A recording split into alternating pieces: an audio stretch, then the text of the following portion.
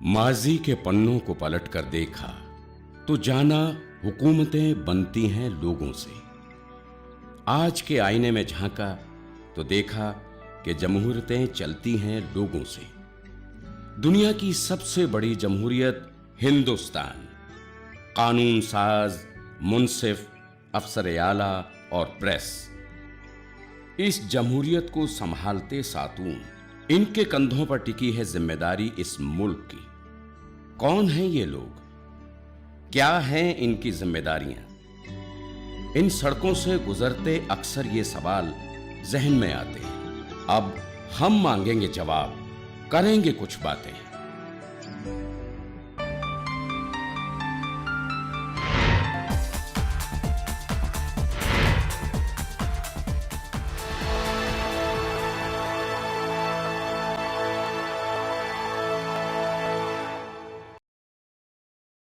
आदाब नाज़रीन, उर्दू हाट टॉक में आप सभी का इस्तकबाल है। मैं हूं आपके साथ बुशरा खानम फहद।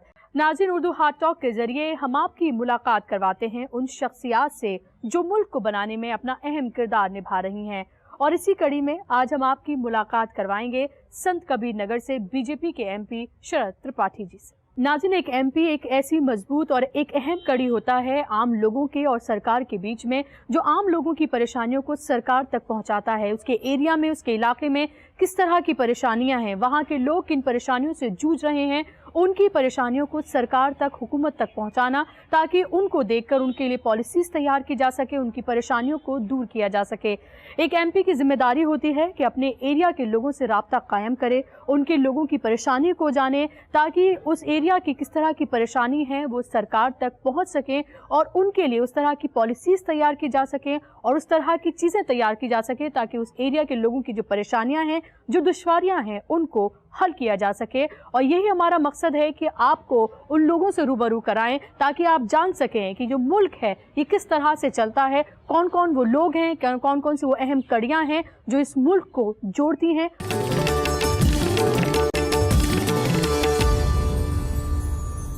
शरद जी, बहुत बहुत इस्तकबाल है आपका प्रोग्राम में। बहुत बहुत धन्यवाद। मेरा पहला सवाल आपसे ये कि अक्सर हम अपने जो नुमाइंदे होते हैं उनको चुनकर भेजते हैं, लेकिन अक्सर लोग ये नहीं जानते हैं कि एक एमपी की रिस्पॉन्सिबिलिटीज़ क्या होती हैं, क्या बेसिक रिस्पॉन्सिबिलिटीज़ क्या होती हैं। तो अगर हम आपसे जानें और आम लोगों को अगर समझाना चाहें तो आप क्या बताएंगे, क्या होती है एक एमपी की रिस्पॉन्सिबिलिटीज़?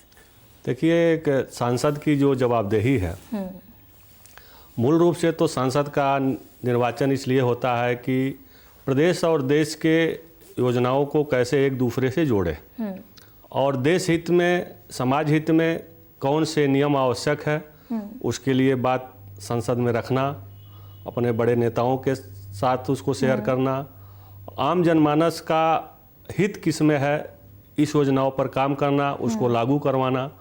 उसके साथ साथ चूँकि जनता अपने प्रतिनिधि से हर सुख दुख में चाहती है कि अपने प्रतिनिधि की सहभागिता हो जी, वो भी हमारी जवाबदेही है कि कैसे उनके समस्याओं को हम सॉल्व कर सकें अपने प्रयास के माध्यम से, अपने अलग तरीके के माध्यम से।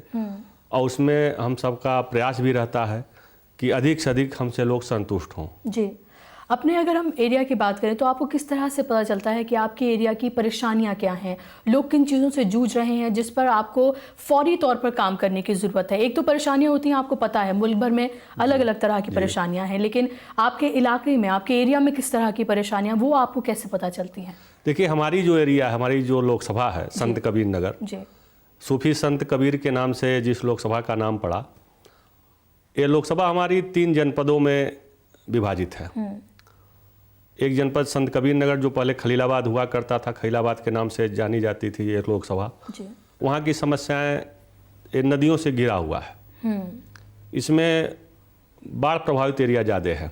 हमारी इसमें एक धनघटा विधानसभा है, मेहदावल का भी कुछ हिस्सा है, जिस विधानसभाओं में प्रायः घाघरा नदी है जो कुआनों के रूप में भी आकर के फिर आमी से मिल करके और एक कभी कभी बहुत ज़्यादा बाढ़ की विभीषिका से प्रभावित करती है। तो बाढ़ से जो घिरा हुआ क्षेत्र हमारा, जिसको हम वहाँ माझा क्षेत्र भी कहते हैं, विशेष करके धनघटा विधानसभा में आए दिन जब भी जुलाई के महीने में, जून जुलाई के महीने में वो बाढ़ आती है तो फिर वह तहस नहस कर देती है। लोगों के तमाम सपने उसमें टूटते हैं, जो बनाए हुए मकान हैं, आजीविका उनकी प्रभावित होती है। वह हमारे लिए सबसे बड़ा चैलेंज है। दूसरा, हमारे संत कबीर नगर में हमारे लिए एसेट भी है और एक चुनौती भी है, जो हमारी मेहदावल और खलीलाबाद विधानसभा जहां मिलती है, जिसमें बखिरा का और धर्मसिंहवा का बहुत बड़ा ऐसा पार्ट है, सेमरियावा का, जहां हमारी माइनॉरिटी आबादी और कपड़ा बुनने का काम करती है। यह संजोग रहा कि इसके पहले जो भी वहाँ के नुमाइंदे हुए, मैं व्यक्तिगत किसी के ऊपर दोषारोपण नहीं करना चाहूँगा, लेकिन ये ज़रूर पीड़ा होती है कि अगर उसको पूरे इस देश या पूरे विश्व में स्थापित करने का प्रयास किया गया रहता सरकारी तंत्र के माध्यम से, अपने व्यक्तिगत संसाधनों के माध्यम से, तो आज हमारी लोकसभा की पहचान, वैसे भी कबीर पूरे विश्व में जाने जाते हैं, लेकिन एक उत्पादन और उत्पादकता के रूप में भी उसकी पहचान होती। तो हम चाहेंगे कि कैसे वहाँ पर एक टेक्सटाइल पार्क बने, और इसके लिए हम अपने माननीय मंत्री संतोष गंगवार जी से बात भी किया है। हम लोकसभा में भी अभी इसी शीतकालीन सत्र में इस मुद्दे को उठाए हैं। वहीं से सटा हुआ एक बखिरा हमारा जो बहुत बड़ा बाजार है, वहाँ कांसे के बर्तन का काम बहुत पहले से होता आया है, और जब वह जनपद नहीं बना था संत कबीर नगर, जब वह बस्ती का अंग था, उसके पहले भी जब वो गोरखपुर का अंग था, तो वहाँ पर कांसे के बर्तन के लिए बड़े दूर दूर से लोग आते थे। लेकिन आज उनको वहाँ सुविधा नहीं मिल पा रही है, कभी बिजली नहीं रहती है, कभी उनके पास कच्चे माल की प्रॉब्लम होती है, सब कुछ रहता है तो फिर बाजार की प्रॉब्लम होती है। ये देखा गया है कि सिर्फ ये शायद आपके एरिया की प्रॉब्लम नहीं है, हमने देखा है कि अभी हाल के दिनों में जितने भी छोटे कारोबारी हैं या फिर जो कारीगर हैं, वो बहुत ही बुरे हाल से गुजर रहे हैं। चाहे हम बुनकरों की बात करें या पीतल कारोबारियों की बात करें, या फिर जो जिनके कारोबार बहुत चला करते थे और बाहर भी जिनकी चीजें जाया करती थी, लेकिन अब जो है उनके हालात जो है बहुत खराब हैं। तो किस तरह से आप इसको देखते हैं, क्या क्या रीजंस हैं इसके? निश्चित ही सही तरीके से उनके बीच में जो भी शासन की योजनाएं थी, उसका समझिए कि क्रियान्वयन नहीं किया गया, और इसमें सबसे बड़ा योगदान तंत्र का भी है। ठीक है, इसके लिए जनप्रतिनिधि कहीं न कहीं जिम्मेदार हैं, लेकिन जनप्रतिनिधि के साथ साथ जो नौकरशाही है वो भी कहीं न कहीं से जिम्मेदार है। बहुत सारी योजनाएं केवल कागजों में सिमट करके रह गई। सबसे बड़ा फोकस अगर हमारी सरकार ने किया है तो स्किल डेवलपमेंट के प्रति, कौशल विकास योजना, और कौशल विकास योजना के अंतर्गत हमारी सरकार लगभग 18,000 करोड़ रुपए का बजट स्वीकृत की है। और कौशल विकास योजना में जो छोटे छोटे हमारे उद्यमी हैं, जो अब तक परेशान रहते थे कि उनके पास अगर हुनर है तो हुनर के द्वारा जो उत्पादन कर रहे हैं। लेकिन मेक इन इंडिया की अगर हम बात करें तो इससे छोटे कारोबारी जो हैं उनको एक डर भी है। नहीं, मेक इन इंडिया से उन्हें लग रहा है कि ऐसा ना हो कि बाहर की जो कंपनीज आएंगी उनसे उनका जो हुनर है उसके कम दाम लगाएंगी, या फिर अपने यहाँ से ऐसे हुनरमंद लोगों को लेकर आएंगी जो वो काम जो है उनसे करवाया जाए और उनसे ना करवाया जाए। ऐसा कुछ भी नहीं है। मेक इन इंडिया का जो हमारे आदरणीय प्रधानमंत्री जी का जो नारा है, वो मेक इन इंडिया के साथ उसमें ऑलरेडी ये शर्त है कि हमारे यहाँ के हुनरमंदों को आप प्राथमिकता देंगे, हमारे यहाँ का जो कच्चा माल है उसको आप प्राथमिकता देंगे, हमारे यहाँ के बेरोजगार लोगों को आप प्राथमिकता देंगे। आज भारत एक पूरे विश्व के लिए बहुत बड़ा बाजार भी है। जी बिल्कुल। आज बहुत सारे देशों को हमारे यहाँ के जाकर के नौजवान चला रहे हैं, चाहे वो अमेरिका हो, चाहे ऑस्ट्रेलिया हो, जापान हो, बहुत ऐसे देशों में हमारे यहाँ के इंजीनियर, हमारे यहाँ के कारीगर। मेक इन इंडिया से अगर जो नौजवान है उनको एक उम्मीद मिल रही है कि उन्हें रोजगार मिलेगा, क्योंकि बड़ी बड़ी कंपनियां आएंगी और यहाँ के लोगों को वो रोजगार देंगी, जो पढ़े लिखे लोग हैं, जो इंजीनियर हैं, डॉक्टर्स हैं, या अलग अलग तबके के जो माहिर हैं। लेकिन जो छोटे कारोबारी हैं उनको ये डर भी बहुत ज्यादा है, खासतौर पर उन लोगों को, उनको लग रहा है कि वहां से उन लोगों को लाया जाएगा और हमारी जो हाथ में चीजें हैं वो चली जाएंगी। जो ठेला लगाते हैं, जो सब्जी फल बेचते हैं, उन्हें लग रहा है बड़े बड़े डिपार्टमेंटल स्टोर्स बनाए जाएंगे, बाहर से लोग आ रहे हैं, एफडीआई के को लेकर उनको बहुत सारे इस तरह के खदशात हैं। तो उनकी परेशानियों को किस तरह से दूर किया जाएगा? आई एम श्योर आपके यहाँ भी जो एरिया है वहाँ भी लोगों की इस तरह की परेशानियां जरूर होंगी। निश्चित है परेशानी। देखिए, उनकी जो परेशानी है, आप इससे अवगत हैं कि जो अपना हिंदुस्तान है, 2 तरह के या 3 तरह के लोग रहते हैं, आपको पता होगा। एक अति पिछड़े, एक मध्यम क्लास, एक बहुत ही अपर क्लास। बिल्कुल। तो जो आप माल की बात कर रहे हैं, जो बड़े बड़े स्टोरों की बात कर रही हैं, वहाँ हमारा जो सबसे पिछड़ा तबका है वो जाने से परहेज करता है। उसके सामने पहले ही से चकाचौंध को देख करके लगता है कि नहीं यहाँ पर बहुत महंगा सामान मिलेगा, हमारे योग्य नहीं है, तो वह नीचे की मार्केट में हमेशा जाता है। और नीचे की मार्केट के लिए भी हमारे यहाँ जो हुनरमंद लोग हैं, हमारे यहाँ जो छोटे छोटे उद्यमी हैं, वह जो उत्पादन कर रहे हैं वो हमेशा उनकी बाजार सुरक्षित है, क्योंकि उस तबके को अभी ऊपर उठने में धीमे धीमे बहुत समय लगेगा, और लगेगा तो फिर वो अगर उठेंगे फिर नीचे एक तबका तैयार होगा जो फिर वो नीचे जाएगा। तो एक एक क्रम है जी, और हमेशा रहा है ये, और लेकिन रहने वाला है। एरिया की जो प्रॉब्लम्स हैं उनको आप तक आम आदमी लेकर आए, जो आपके इलाके के लोग हैं वो आप तक किस तरह से कांटेक्ट करें, किस तरह से आपसे राब्ता करें ताकि आप उनकी परेशानियों को समझ सकें, क्या करते हैं आप उसके लिए? निश्चित उसके लिए हमारे पार्टी के ही हर जगह जगह बूथ प्रमुख तक बनाए गए हैं। बूथ के ऊपर थोड़ा सा 10 बूथ पर सेक्टर प्रमुख बनाए गए हैं। हमारी जो ब्लॉक इकाई वो मंडल कही जाती है, जो ब्लॉक को थोड़ा छोटा करके हम बनाए हैं वो ब्लॉक हमारे मंडल अध्यक्ष हैं। हमारे जिले के बहुत सारे पदाधिकारी हैं, और हमारी लोकसभा जो 3 जिले में है, अम्बेडकर नगर जहां बहुत सारी सब्जी की खेती होती है, हमारे धनघटा विधानसभा में ही हल्दी और अचार के मिर्चे की खेती होती है, खजनी विधानसभा में हमारे बहुत सारे वहाँ पर ऐसे हैं जो छोटे किसान जो छोटा छोटा अपना खेती के माध्यम से, कहीं कुछ लोग केला भी लगाए हैं, अभी हमारे यहाँ के 2-1 किसानों ने फूल की भी खेती की शुरुआत की है। तो जो हमारा पूरा सिस्टम है ये सब बहुत ही पारदर्शी है। ये सारे जगह से सूचनाएं मेरे पास आ जाती हैं, दिल्ली से लेकर के खलीलाबाद को पूरा मैं एक दूसरे से लिंकअप किया हुआ हूँ। शरद जी, एक MP होने के नाते आप कितना जिम्मेदार महसूस करते हैं? देखिए, निश्चित ही एक MP होने के नाते जवाबदेही तो बहुत ज़्यादा हो जाती है। क्षेत्र के हर एक व्यक्ति की हमसे आशा जुड़ी है, हर एक व्यक्ति चाहता है कि कैसे उसकी समस्याओं का समाधान कर दें। तो जवाबदेही तो है हमारी, संसदीय जवाबदेही भी है। वर्तमान समय में मैं विदेश मंत्रालय का स्थायी समिति का भी सदस्य हूँ, भारत सरकार के ग्रामीण विकास मंत्रालय में भी सलाहकार समिति का सदस्य हूँ। तो जवाबदेही तो इतनी है कि जिसकी सीमा नहीं है, और हमारा प्रयास भी रहता है कि उस सारी जवाबदेही को भरपूर तरीके से हम पूरा करें जी, और इसके लिए अपने सहयोगियों के माध्यम से। लेकिन आप तक पहुंचने के लिए एक आम इंसान के लिए एक चेन है जिससे उसे होकर गुजरना पड़ता है कि आप अपनी बात आप ब्लॉक प्रमुख से कहेंगे, उसके बाद वो आगे बढ़ाएंगे, फिर आप तक उनकी परेशानी पहुंचती हैं। तो अक्सर लोगों की शिकायत होती है कि हमारी जो जायज़ बातें हैं, जायज़ शिकायतें हैं, परेशानियां हैं, वो हमारे नेता तक नहीं पहुंच पाती हैं। तो आप उसके लिए क्या करेंगे? अक्सर लोगों की परेशानी। हम निचले स्तर तक पूरा अपना चयन बनाए हैं। निचले स्तर तक जो भी हमारे कार्यकर्ता हैं, हमारा जो मुख्यालय खलीलाबाद का है वहाँ पर ले आकर पहुँचाते हैं। गोरखपुर से जो संबंधित हमारी खजनी विधानसभा है, वहाँ की समस्या गोरखपुर में हमेशा हमारे एक प्रतिनिधि वहाँ रहते हैं, वहाँ पर वो समस्या पहुँचती है। आलापुर जो हमारे अम्बेडकर नगर जनपद की विधानसभा है, वहाँ भी हमारा एक कार्यालय जहांगीरगंज में है, वहाँ भी पहुँचती है। और मैं हमेशा अनवरत चलता रहता हूँ, लेकिन मेरा पूरा प्रयास रहता है कि हमारे जो भी कार्यालय है सबको हमारा पूरा या निर्देश रहता है कि किसी भी व्यक्ति की जो भी समस्या आती है तत्काल उस पर वो कार्रवाई करें। लेकिन अक्सर MPs पर जो पार्लियामेंट्रियन होते हैं उन पर ये इल्ज़ाम लगता है, सियासतदानों पे, खाली MP नहीं बोलूँगी, कि जो वादे करते हैं उनको निभाते नहीं हैं। इलेक्शन से पहले कुछ और तस्वीर होती है, इलेक्शन के बाद तस्वीर बिल्कुल बदल जाती है।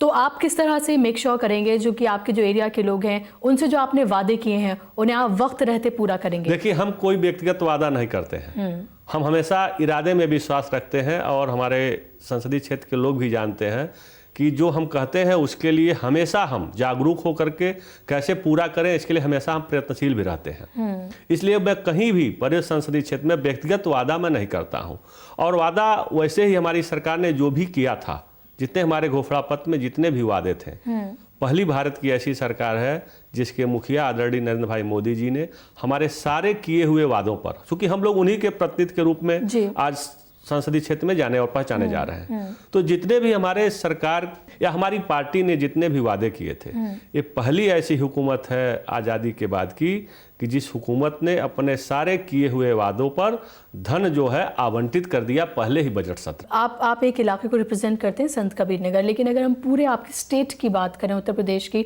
तो क्या वो जो परेशानियां हैं आपको सामने नजर आती हैं, जो मेन परेशानियां हैं जिसको आपको लगता है कि फौरी तौर पर इसका कुछ ना कुछ जरूर होना चाहिए? देखिए, जो सबसे मेन परेशानी, जैसा कि हम एक प्रतिनिधि होने के नाते देखें, सबसे अधिक परेशानी आम जनमानस की थाना और कचहरी, इसी से सबसे अधिक परेशानी है। बहुत से ऐसे बेचारे हैं गरीब लोग जो सुविधा शुल्क के अभाव में उनकी फाइल पड़ी है और रोज रोज ऑफिस का चक्कर लगा रहे हैं। लेकिन तंत्र इतना गैर जिम्मेदार हो चुका है कि जैसे उनकी आदत सी पड़ गई है उनको दौड़ाते रहना। बार बार हम एक ही काम के लिए फिर दोबारा तिबारा हम लोगों को जब फोन करना पड़ता है और वह जेन्युइन काम रहते हैं तो पीड़ा भी होती है, आक्रोश भी व्यक्त करना पड़ता है। हमारा मानना है कि अगर सब लोग अपने अपने दायित्वों का भरपूर तरीके से निर्वहन करना शुरू कर दे, जिसके लिए कहीं न कहीं वह पूर्ण जवाबदेह भी है और सरकार उनको तनख्वाह भी इसके लिए दे रही है, तो बहुत सारी समस्याओं का निदान अपने आप हो जाएगा। तो ये आप इसलिए तो नहीं कह रहे क्योंकि आपकी उस स्टेट में आपकी सरकार नहीं, अगर आपकी सरकार होती तो क्या परेशानियां कुछ और होती? निश्चित ही हमारी सरकार जब रही है, आप उठा के देख लीजिए इतिहास, जब हमारे मुख्यमंत्री कल्याण सिंह जी रहे हैं, हमारे मुख्यमंत्री राजनाथ सिंह जी रहे हैं, हमारे मुख्यमंत्री राम प्रकाश गुप्त जी रहे हैं, जो भी हमारे मुख्यमंत्री रहे हैं, तो हमारी सरकारों के क्रियाकलापों का तुलनात्मक अध्ययन आप लोगों को करना चाहिए, आवाम को करना चाहिए कि हमारी जब ही सरकार रही है पूरी हम पारदर्शिता बरतते हुए जो थाना दिवस, तहसील दिवस, ये सब हमारी सरकार का चलाया हुआ है और आज की सरकार उसको एक तरह से औपचारिक तरीके से जरूर कर रही है जी। लेकिन आज आम जनमानस को उसका कोई लाभ नहीं मिल रहा है। अगर हम पार्लियामेंट में बात करें, लोकसभा में आप किस तरह से अपने सवालों को उठाते हैं और फिर किस तरह से आप ये मेक श्योर करते हैं कि जो आपने सवाल उठाए हैं उसका सही आपको जवाब भी मिल सके और उसके लिए आगे जो किया जाना है वो ज़रूर हो? निश्चित हमारे सामने जो समस्याएं हमारे क्षेत्र की आती हैं या पूरे ऐसी समस्या जो पूरे समाज से संबंधित हो, तो समस्या को मैं शून्य प्रहर में भी उठाने का पूरा प्रयास किया जो संसद में हमारा दर्ज है। उसके बाद 377 के माध्यम से भी मैंने उठाने का प्रयास किया, स्टार्ड और अनस्टार्ड क्वेश्चनों के माध्यम से मैंने उठाने का प्रयास किया। चर्चा में भी हमारे पार्टी के हमारे सम्मानीय नेता हमको समय दिए, उसमें भी मैंने उठाने का प्रयास किया। तो संसद की जो भी विधाएं हैं उस विधाओं के माध्यम से हमारा पूरा प्रयास रहता है कि हम आम जनमानस की समस्याओं को देश की सबसे बड़ी अदालत में रखें और रखे भी हैं। और जब देश की सबसे बड़ी अदालत में हम समस्याओं को रखते हैं तो निश्चित ही उस पर एक बार पूरी मशीनरी जो है सरकारी तंत्र की एक बार चौकन्ना होती है, उसको देखती भी है, समझती भी है, उसका निराकरण भी होता है। और हमारे माननीय प्रधानमंत्री जी का सख्त निर्देश ऐसे भी है पूरे मंत्रालयों को कि किसी भी समस्या का समाधान जितना जल्द से जल्द हो सके होना चाहिए और हो भी रहा है। अक्सर जब कोई लोकसभा की कार्रवाई को देख रहा होता है, जब उसकी प्रोसीडिंग्स चल रही होती हैं उसको देख रहा होता है, तो उन्हें लगता है कि अरे ये नेता लोग हैं यहाँ पर टाइम ख़राब कर रहे हैं, चीख रहे हैं, चिल्ला रहे हैं, ना कोई किसी की बात सुन रहा है, ना किसी की बात किसी तक पहुँच रही है और हमारा भी टाइम इसमें ख़राब हो रहा है। तो ऐसी इमेज लोगों तक ना जाए उसके लिए क्या किया जाना चाहिए? क्योंकि हम अक्सर देखते हैं कि ये वाला सत्र अब ख़राब चला गया, अब ये वाला सत्र ख़राब चला गया, जो काम की बात होनी थी वो काम की बात हुई नहीं और शोर शराबा हुआ और उसे ख़त्म कर दिया गया। देखिए यह दिन बीत गया। ये जो समस्या से लोगों को सामना करना पड़ता था आम जनमानस को कि लोकसभा में केवल हल्ला होता है, केवल शोर शराबा होता है, ये अब अध्याय बंद हो चुका। यह रिकॉर्ड है पहली बार आज़ादी के बाद से और हमारी सरकार का रिकॉर्ड है कि हमारी सरकार ने एक अभी जो शीतकालीन सत्र बीता है 19 विधेयक हमारी सरकार ने लाए, जिसमें 12 विधेयक पारित हुआ, 7 केवल कांग्रेस और विपक्ष के लोगों के जबरदस्ती शोरगुल करने के कारण नहीं पास हो पाया। और सबसे अधिक लोकसभा हमारी सरकार के कार्यकाल में चली जो 93% लगभग चली है जी।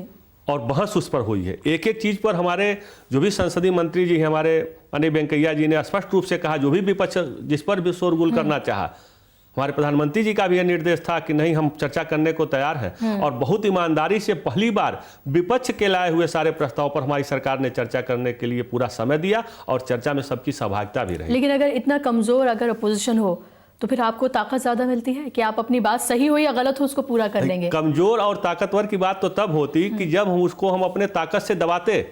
हम तो उनकी जो भी संख्या है उस पूरे संख्या का सम्मान करते हुए और हमारे संसदीय मंत्री जी और पूरा सीधे कहते हैं लोकसभा अध्यक्षा से या अनुरोध करते हैं कि नहीं आप उनको समय दीजिए। लेकिन हमारी सरकार ने पहली बार पूरे विपक्ष के लोगों को जो कि संसदीय कार्रवाई में दर्ज है भरपूर मौका दिया कि अपने सारे सवालों का जवाब भी ले और बहस भी करें और बहस भी हुई जी। शरद जी ये तो बात रही आपकी किस तरह से आप काम करते हैं कैंपी के लिहाज से, लेकिन अगर आपकी पर्सनल लाइफ के बारे में अगर हम जानना चाहें तो कैसे आपने इसकी शुरुआत की? जाहिर सी बात है आपके खून में था, आपने अपने फादर से अपने वालिद से लिया, लेकिन आपका हमेशा से इसमें इंटरेस्ट था या फिर क्योंकि आपके पिताजी आपके वालिद थे इस तरह से इसलिए आपने इसकी शुरुआत की? नहीं, ऐसा कुछ भी नहीं था। हमारे उसमें जहन में था जी। कि कैसे कुछ देश के लिए, कुछ समाज के लिए किया जाए। 2009 में चुनाव जीत करके भी मैं बाहर रहा, हाई कोर्ट में केस भी चला।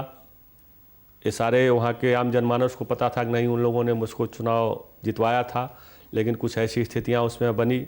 बसपा की सरकार थी, हमारा जिससे मुकाबला था उस समय काफ़ी, आज भी उस समय के धनबली लोग थे जी। लेकिन फिर भी हमको अपने नौजवान साथियों पर, अपने संसदीय क्षेत्र की महान जनता पर उस समय भी पूरा विश्वास था।